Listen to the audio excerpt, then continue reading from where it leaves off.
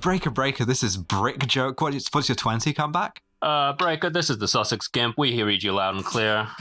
Hi, Brick Joke. Hi, Sussex Gimp. I'm minding the back door. This is Mommy Mover. Hauling ass, hauling 10,000 sex sauces all the way. Mommy Mover, I'm hearing you loud and clear coming through the beautiful CB radio. Welcome to Kill James Bond podcast, the only podcast recorded by 3 sequential trucks. Just moving through the California desert. In the course of truck season, we have become the trucks. Hell I gotta tell you, you gave me the pick, and it's like, oh, Armageddon, that's a movie about trucks, sure. Mm-hmm. Yeah.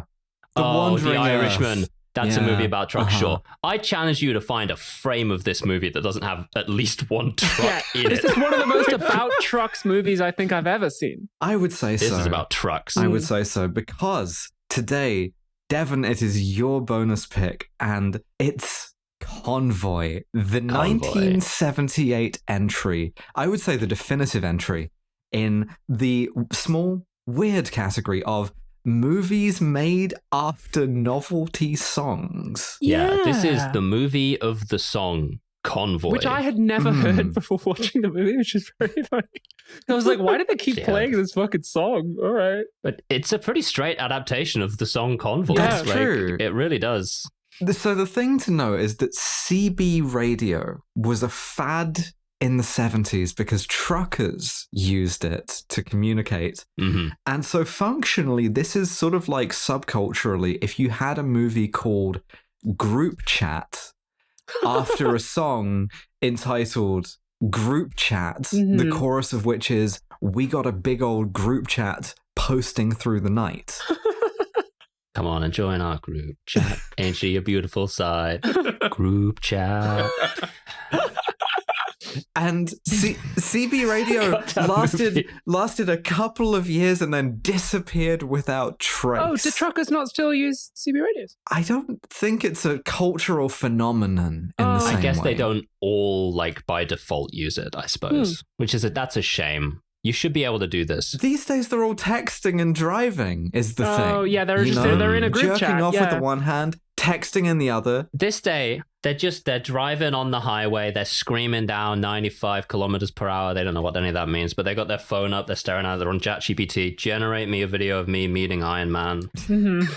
Whoa. Straight through like a bus stop or something. But back in the day, before internet, but back in the day, they were proletarians. You had to talk to each other like it was 1978 on a little radio headset. Now they've all got anxiety. Yeah. This was the thing that we saw. Fucking in Big Trouble in Little China. Yeah. Right? Like, this was what he was doing when he was on the radio in the truck. Jack Burton was on the radio podcasting, just saying whatever over the airwaves. And these are the airwaves. On the subject of like new generations having phone anxiety, yesterday somebody who is, bless her, 21, said to me, she was having a cake delivered for a party, and she was like, I just called the bakery and I had like no problems being on the phone with them. And she said this is like a tone of being like expecting me to congratulate her. And I just went, in a way that I now realize was really insensitive. I was like, why would you have problems calling a bakery? And she was like, because it's a phone call. And I was like, what? Oh, yeah, great job. Yay. Zoomers on the CB radio just like playing away. Everyone's talking. I'm not touching it. Yeah. I'm like staring at it. This is like the Voight Kampf test to me. Like the Zoomer, you're phone mogging this Zoomer, and the Zoomer's just lying there, like having made the phone call, looking up at you, and you're not helping. Why aren't you helping the Zoomer? Not congratulating the Zoomer. Why aren't you congratulating her? I did. I was like, well done. Made a phone call on her own. Great. No, I'm pretty bad. We have a bunch of actions that we do with Acorn that involve phone calls. You'll laugh when I tell you who that Zoomer was off mic. If you think it's taking me a second to get to the point of this podcast, it's because this movie is heavily padded. Oh yeah, it is. Like, it's pretty thin on the ground. You could sum it up in about one song. And that song would run 2-3 minutes. 3 minutes maybe. Yeah. Maximum. And so going to Hollywood and going, give me 2 hours out of this is a fine exercise in the padding arts. Yeah. But part of that padding art is to just show us we open on long stretches of just barren wasteland sand, not a soul around, and then in the distance, Arizona, baby. truck. We get a little cameo from the road from one battle after another. Oh, really? Hello. Which love to see it getting work. Yeah.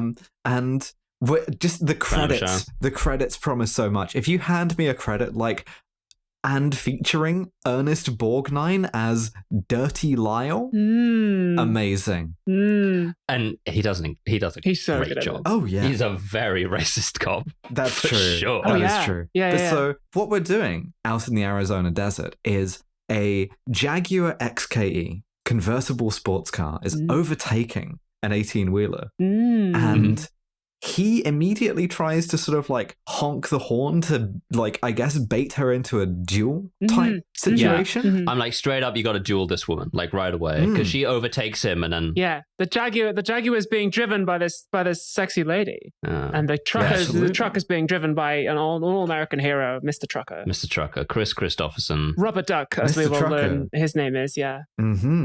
Absolutely. Yeah, Ali McGraw, amazing. She looks so fucking good in this movie. But she just like pulls up in front of him and then like sits there, so he immediately begins dueling her. Yeah, and they get, but They it's pull duel. It's kind of alongside. like a flirty duel. They're all alongside It's each like other. a playful, flirtatious It's duel. less duel, more trade. And I know when we talked about duel, we That's talked funny. about how that's a very like gay and cruising movie. But this is heterosexual flirting. Is what this is. This is This bawdy. is, yeah. This is like the Decameron. This is like the Canterbury Tales. You know. Truck masculine and car feminine? Yeah, especially Yeah. especially I the don't know, Jaguar, for like sure. very like sleek. The You know? Jaguar is very curvaceous. Yeah. Yes. Very, It's a Yeah. curvaceous car. very sexy sure. car. But yeah, he like she's taken photos of him on like this Nikon, but I didn't pause to try to find out what it was. I did very well for myself. Well done. For not pausing and going, what is that? I'm going to ruin this for both of us as the two photographers on the thing. She's got two. She's got a Nikon F, and she's got, I think it's an Love F. Nikon. It's an FM2 with a big motor drive on it. It's cool. Yeah, it does look good. But she's taken photos of him through the thing, and then a cop spots him. Yeah. Yeah. They're flirting with each other. They're taking up both lanes, by the way. Yeah, this is all very sort of harmless, at which point I note that the credit pops up for the director. And this was directed by Sam Peckinpah.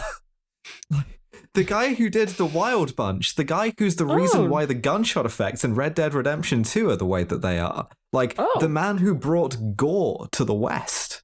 This is a man we will talk about a lot in Varmint season. Absolutely. A little preview of Varmint season for you, listeners. Mr. Violence taking a bit of a holiday from his usual fare to do what if this one was kind of horny. Okay. And so the state trooper pulls him over. Cop pulls him over. There's a cop coming in the other direction who has to swerve because they're taking up both lanes, and then he like turns the sirens on and he pulls the truck over. And the trucker protests, of course, that he has been inveigled into this by a beautiful woman. First, the trucker, when he's pulled over, he immediately gets out of the truck, and I'm like, Yeah, you can't if you do did that in front of anymore. American cop now, this is a genuine, listeners, hauntology moment. Yeah. If you do that now, they will kill you dead. We'll straight execute you for that, man. If you are pulled over by an American cop, as I was in a car a week ago that was pulled over by an American cop, put your fucking hands on 10 and 2 and do not fucking move.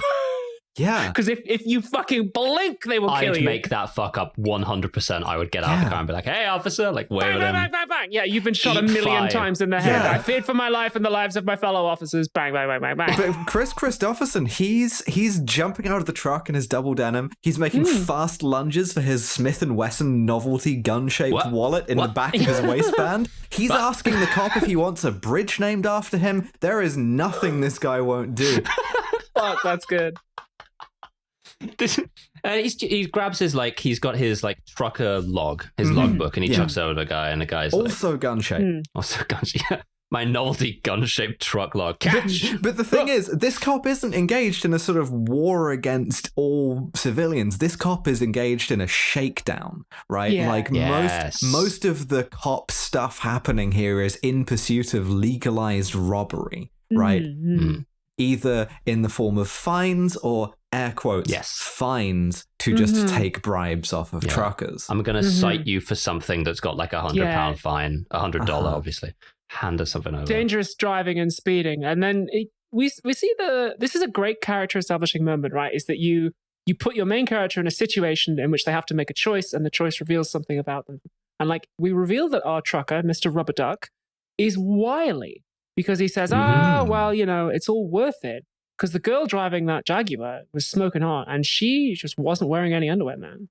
Breaker, this is the Sussex Gimp. If you're going to want to hear the rest of this episode of Kill James Bond, you're going to need to head on over to patreon.com/killjamesbond, all one word, and sign up for at least £5 a month. All right, 10-4, good buddy. I'll see you on the flip.